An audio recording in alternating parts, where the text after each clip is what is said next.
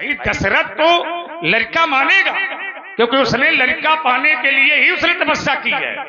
और इसलिए मैंने तुमको प्रमाण दिया था। क्या प्रमाण दिया था व्यास सिंह? आओ जरा, मैंने एक बार और दिया, फिर दे रहा हूं। और बार बार एक ही बात को कहना अच्छा नहीं लगता है। दशरथ के लिए क्या है? कहा कश्यप आदित्य, दोबारा पढ़ रहा हूं, महा तप कीन्हा तो तिले का मैं पूरब पर दीन्हा। अब बात समझ आ रही है? के दशरथ कौशल्या रूपा कौशलपुरी प्रगट नर भूपा। तो भगवान ने कहा तिलके की है अवतरी हो जाई और रघुकुल तिलक सुचारियु। ठीक है। तो हमने कहा कि कौशल्या ने यह प्रमाणित किया कि तुम हमारे लड़का बन के आओ, क्योंकि हमने वरदान लड़का का मांगा है। तो उत्तर हमारा ये नहीं है। हमारा प्रश्न यहां खड़ा था कि शंकर जी ने सेवक स्वामी सखा सिय पी के ये संबंध बनाए, लेकिन शंकर जी ने राम को कहीं लड़का माना हो तो बताओ। ये हमने कहा कोई साधु, कोई महात्मा, कोई पंडित, कोई ब्राह्मण ऐसा लेके आओ। दशरथ का न लाओ। दशरथ तो मरने तक वो बेटा बेटा मानेगा। दशरथ तो मरने के समय भी बेटा मानेगा, तब भी वो परमात्मा नहीं मानेगा। तो इसके अलावा भी रामायण में कोई दोहा, कोई छंद, कोई सोठा, कोई चौपाई ऐसी लेके आओ। और दशरथ के लिए तो मैं स्वयं कह रहा हूं कि उसने वरदान मांगा है। जैसे हमने वरदान मांग लिया कि हम भगवान को लड़का के रूप में पाना चाहते हैं, तो इसका अर्थ यह है कि हम उसको लड़का बना करके ही रखेंगे। तो इसका उत्तर ये नहीं है।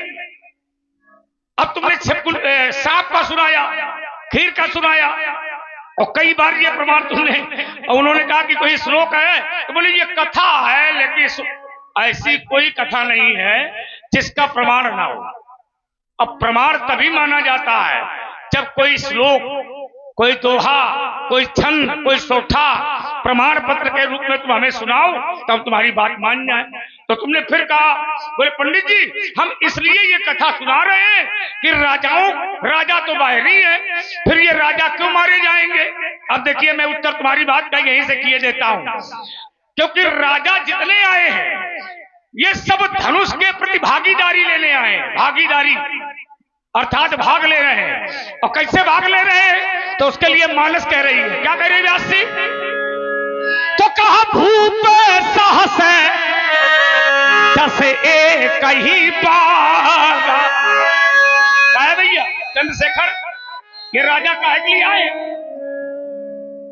धनुष को तोड़ने के लिए। अच्छा, तोड़ेंगे तो इनको क्या मिलेगी? सीता जी। बहुत सुंदर। ऐसे पहले आ जाते हैं। अब वो ठीक कह रहा है। अब इससे जरा समझना, ये जितने राजा आए हैं ये धनुष में भागीदारी लेने आए हैं। भूप साहस दस एक ही बारा और लगे उठावन, लगे उठावन पटरही न टारा दिगही न शंभु सरासन कैसे और कामी बचन सती मनु जैसे। अब ईमानदारी से बताओ, ये धनुष के प्रति भागीदारी लेने आए थे और राजा जनक का यह प्रण था। और राजा जनक के बंदी माने भाट ने सुनाया था। और क्या सुनाया था?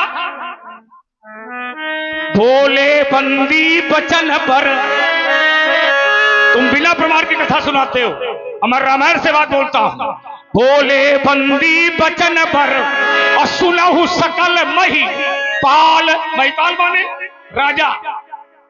कौन राजा सुने? जो ये बैठे हैं द्वीप द्वीप के भूपत नाना। और तुम बार बार कहते हो क्या ये परिवार के थे?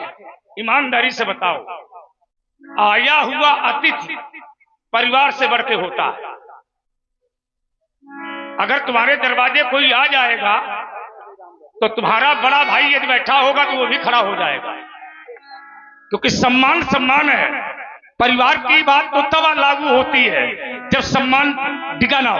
और यहां पर जरा उसको समझना है तुम्हें। और आप है रामेश्वर पाल सिरमौर वाले, इनकी तरफ से 20 मुद्राएं।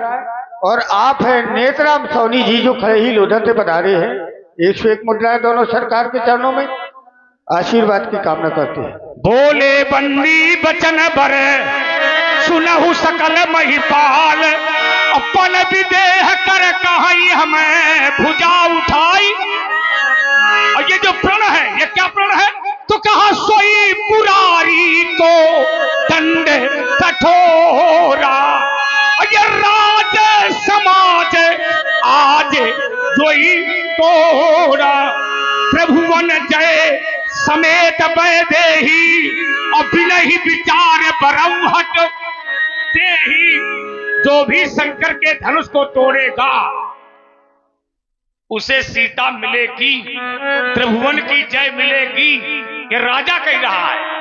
और लक्ष्मण का प्रमाण ये आ रहा है कि पंडित जी परिवार के हो तो दंड देव। अच्छा ठीक है, अपराधी की संगत करने वाला अगर है तो क्या जरूरी है परिवार का हो? क्यों भाई? अगर अपराधी अपराध करे और अपराधी की संगत करने वाला बाहरी है, कहा है चंद्रशेखर, यदि अपराधी है और अपराधी की संगत करने वाला गांव का नहीं है, बाहरी है, तो क्या उसे दंड नहीं मिलेगा? नहीं मिलेगा। अरे कैसी बातें करते हो? अपराधी की संगत करने वाला चाहे परिवार का हो चाहे वो बाहर का हो, लेकिन दंडाधिकारी उसे दंड देता है। राम कुमार राजपूत जी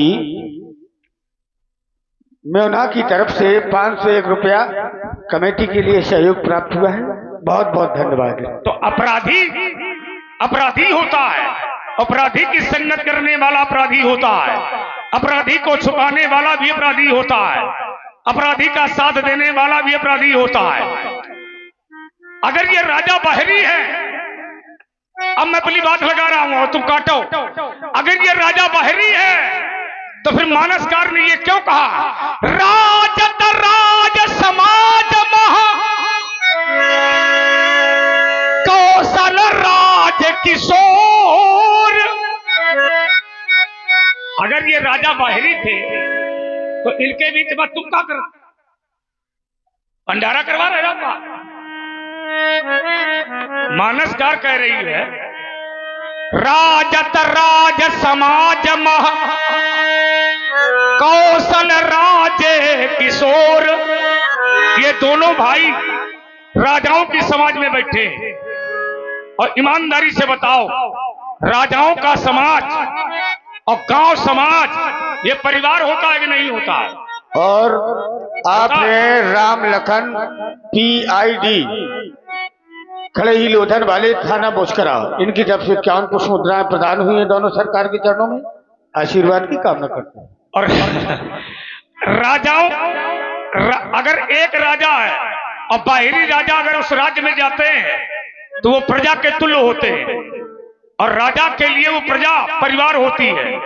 राजा के लिए प्रजा परिवार होती है, और यह राजा की प्रजा को अगर कोई पीड़ा पहुंचती है तो उसका भोग राजा को भोगना पड़ता है। और कैसे भोगना पड़ता है उसके लिए भी प्रमाण है। राजे क्या बात,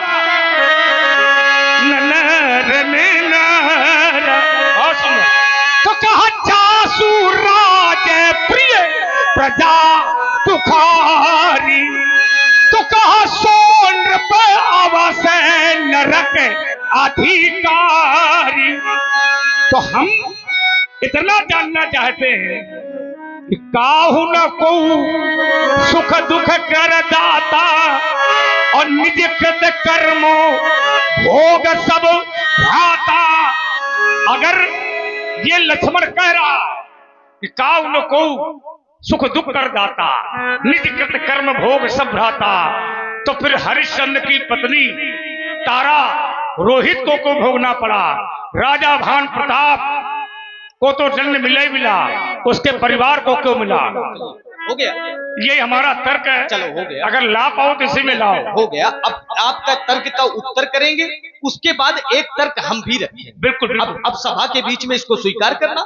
अच्छा, आपने बताया काऊ न को सुख दुख करदाता, निज कृत कर्म भोग सब भ्राता, सभी अपने किए गए कर्मों का फल भोगते हैं। तो हरिश्चंद्र ने अनुचित किया था तो उनकी पत्नी और पुत्र को क्यों भोगना पड़ा? कर्म भी 3 प्रकार के होते हैं। कर्म भी 3 प्रकार के होते हैं, एक प्रारब्ध, एक संचिप्त, एक क्रियमाण। कभी कभी ऐसा होता है कि हम करते अभी हैं और भरते बाद में हैं, और कभी कभी ऐसा होता है कि पूर्व जन्म के किए गए कर्मों का फल अभी हमको भोगना पड़ा। जैसे कभी कभी ऐसा होता है कि तत्काल में कर्म करो और तत्काल में फल मिलता है। जैसे उदाहरण, ताड़का, जीवन भर उसने अनुचित किया। ताड़का ने क्या किया? जीवन भर अनैतिक कर्म किया, जीवन भर अधर्म किया, लेकिन अंत में उसको क्या मिला? एक ही बाण प्राण हरि लीना और दीन जानते ही निज पद। अब ईमानदारी से बताओ, ताड़का के क्या ऐसे कर्म थे? कर्मों के हिसाब से फल मिलता है, तो क्या ताड़का के ऐसे कर्म थे कि भगवान ने अपने चरणों में स्थान दे दिया? ऐसे कर्म तो नहीं थे, फिर क्यों दे दिया? कहीं ना कहीं प्रारब्ध, कहीं ना कहीं संचिप्त और कहीं ना कहीं क्रियमाण, इन तीनों का कहीं ना कहीं कारण बन जाता है। चलिए, आपने कहा कि सभी अपने किए गए कर्मों का फल भोगते हैं। हमने एक बात लगाई थी कि जब सब अपने किए गए कर्मों का फल भोगते हैं तो हो सकता है धनुष भी अपने किए गए कर्मों का फल भोग रहा हो। फिर काहे खोपड़ी पटक रहे हो?